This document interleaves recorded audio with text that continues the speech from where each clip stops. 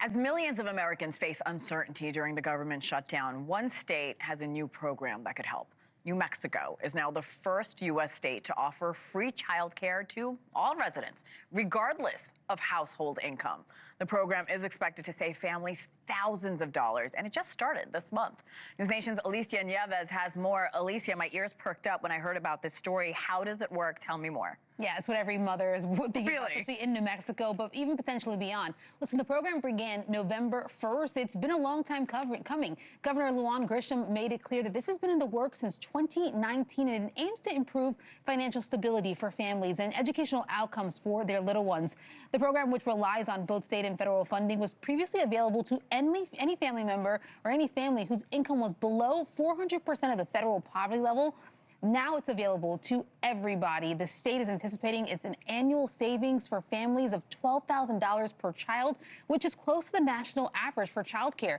It could also provide another option for women who have left the workforce in droves to care for their children. Listen, the number this year is staggering. More than 400,000 women left the workforce in the first half of 2025, many citing childcare and the cost of that as a reason.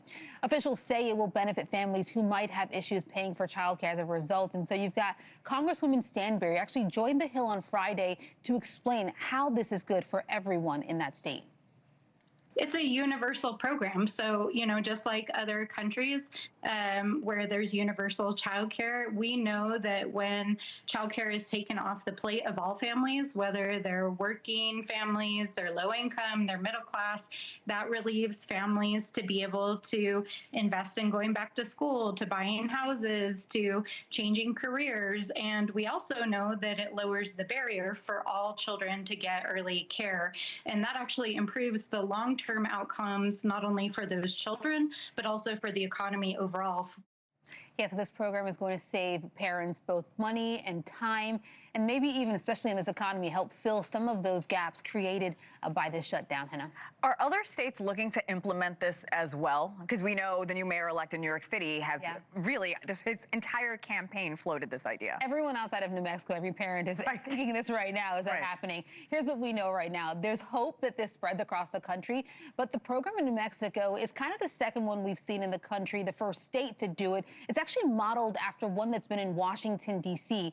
One of the benefits observed in D.C. that New Mexico is trying to emulate here is this boom in women rejoining the workforce. New Mexico now estimates that there's going to be an additional 5,000 early childhood professionals that are going to be needed to, make this program happen. So that's 5,000 jobs for, new mothers potentially to help fill there.